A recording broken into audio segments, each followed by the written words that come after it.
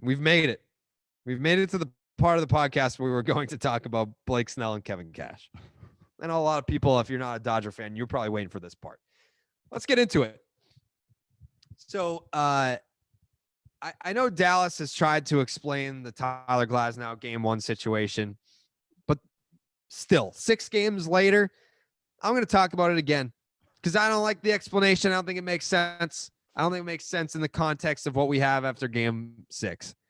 So Blake Snell is bruising. Like, he is Jack Morrising these motherfuckers to death. So now you have a situation. 73 pitches. Blake Snell had allowed 2 hits, no walks, by the way. None. 0. There were, I think someone said 1 3-ball count. Maybe 2. I think 2. I think I was just looking at that before. Not important. He was dealing. I'm just thinking in terms of like stress innings. Never mind Right. high stress innings. I don't even think he had a high stress at bat. He gave up 2 hits. One of them was one of the 2 base hits, and the other one was a fly ball out. He was punching guys out left and right. No walks, no stress, and 73 pitches. By the way, rewind to the Game 6 of the World Series preview pod where I said, hey, Dallas, over under 72.5 pitches for Blake Snell. And you confidently said over, and you got there by a half a pitch.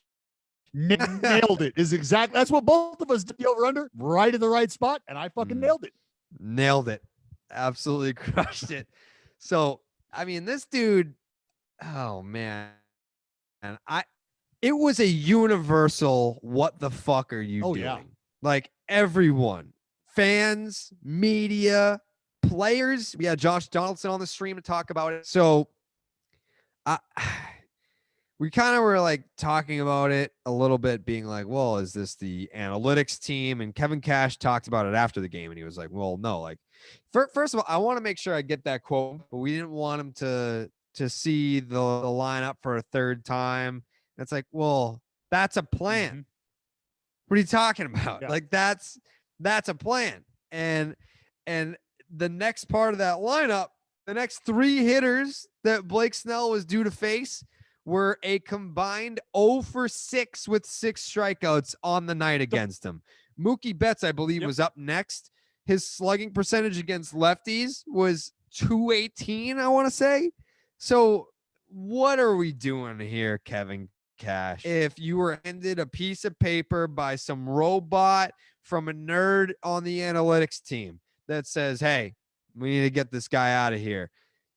Kevin baseball for a long time as a player, as a coach under Terry Francona, as a manager. And the irony, I tweeted this, the irony of this is that Kevin Cash very well could win the American League Manager of the Year this year because that's voted on before the postseason. And I still think that he would deserve it. But this decision to take out Blake Snell directly cost Tampa Bay the game. And the baseball gods have a funny way of paying some quick karma. Oh, you want to get away from feel? You want to get away from old school baseball? Here's what I got to say to that. Fuck you. here's a wild pitch and a knock and whatever else. 2 runs immediately. It goes from being 1-0 to 2-1 Dodgers, and then they don't look back. Mookie hits the home run, makes it 3-1. But the game was over. You knew that the game was over. And who was it? Anderson that came in? That right there is part of the approach. All right. Because Tampa Bay was 5-0 in postseason games. Fairbanks, Anderson, and Diego Castillo appeared in undefeated in postseason games in which all 3 of those dudes showed up. So going into this game, you're thinking, give me 6, because then I can turn it over to the 7th, the 8th, and the 9th. They've accounted for these innings all postseason long.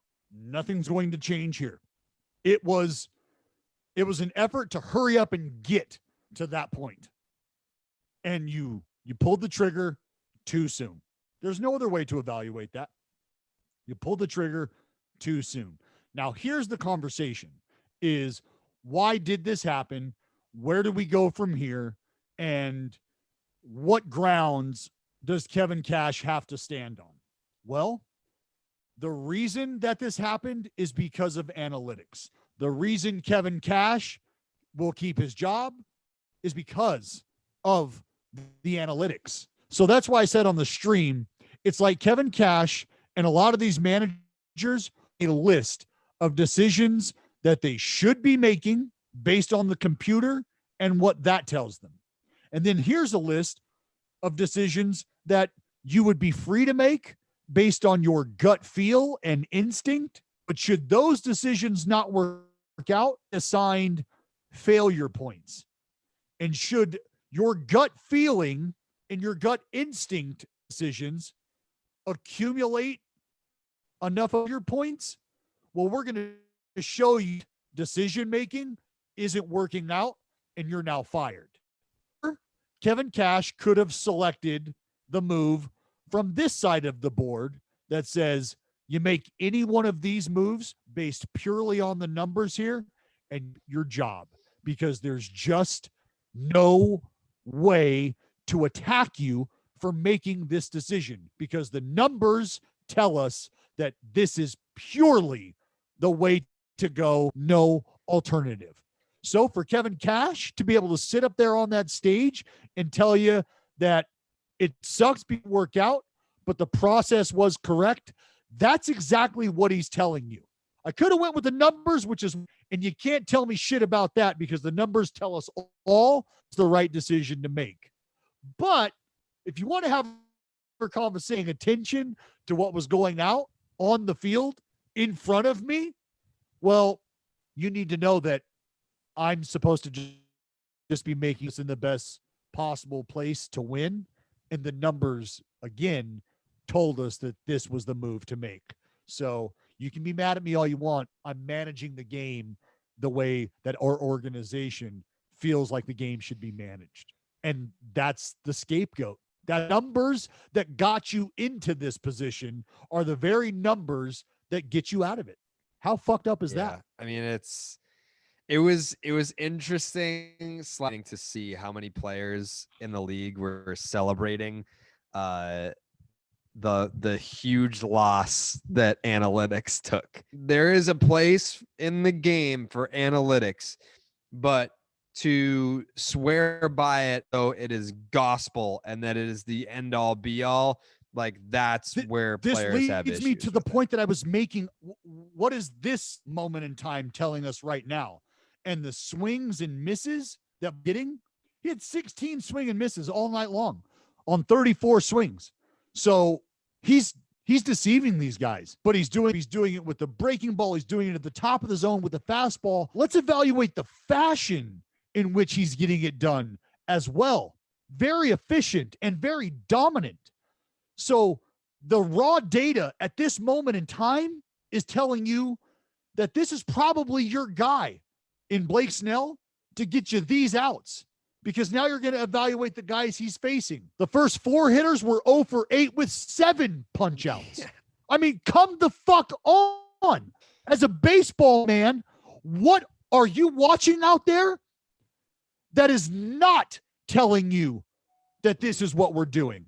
And that's where the decision has to come in for the baseball man and say, I understand that have allowed us to get to this point.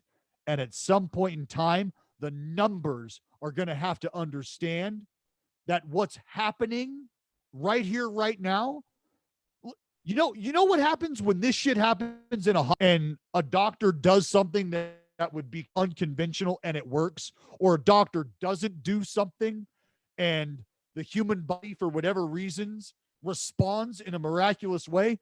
We call it a medical miracle. Like, fuck, the numbers and everything told us this was not what was going to happen. And in the face of it all, well, your numbers told you to get him out of there. But what was actually happening right then and there was something you chose not to even pay attention to at all. You chose not to consider what was happening right in front of you at all. And that's where the baseball people are scratching their head going, you didn't have to bend the knee to the numbers right here. you didn't have to do it. But if it's about keeping your and making a decision that allows you to say what you just said, well, then I think we understand what decision you're going to make and why you made it. Yeah. It's a shame because you've put all of your baseball history, your baseball DNA, the things that you feel walk onto a field, the things that make you stop your conversation when you hear the of a bat or the pop, the things that you have grown to just know on a different level than other people who just don't know the game. Put all of those things in a bag and you threw it overboard and said, fuck it. I'm not going to trust any of that. I'm going to trust the Harvard think tank right now that has never set foot on a fucking field, that wouldn't know how to evaluate what they're seeing right in front of them right now if they didn't have a Oh, did he just get 16 swing and misses? Well, yeah, that might have looked cool, but what was the spin rate on those fastballs? What was the location? Did he really? Why don't you just fucking pay attention? Keep talking, and I'm going to shove this pocket protector up your ass. Man, I still can't believe it. I was stunned. I mean, I went to bed around like 5 a.m.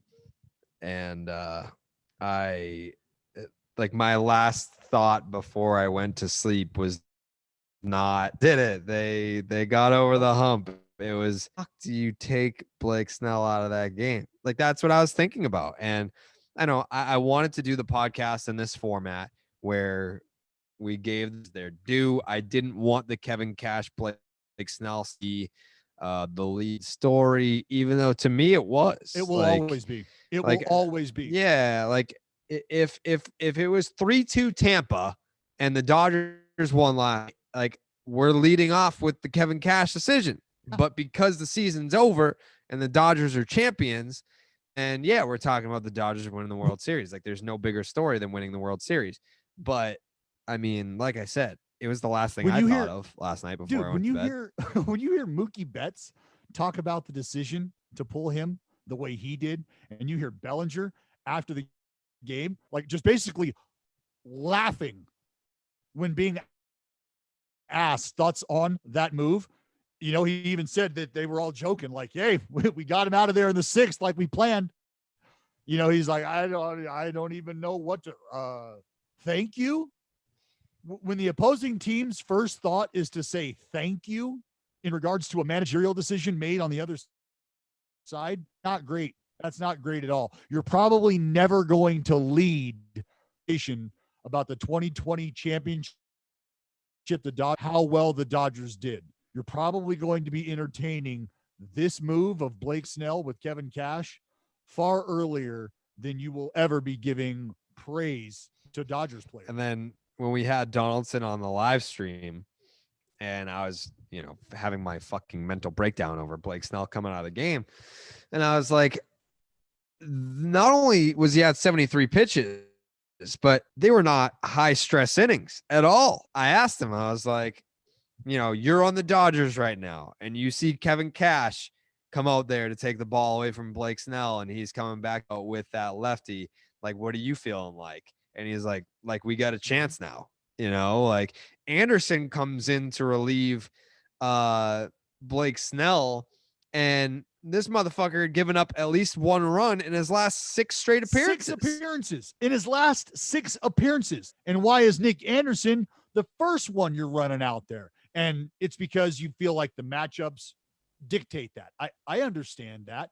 But in that scenario, with men on base, the guy who's given up runs times is the guy you go to in that spot.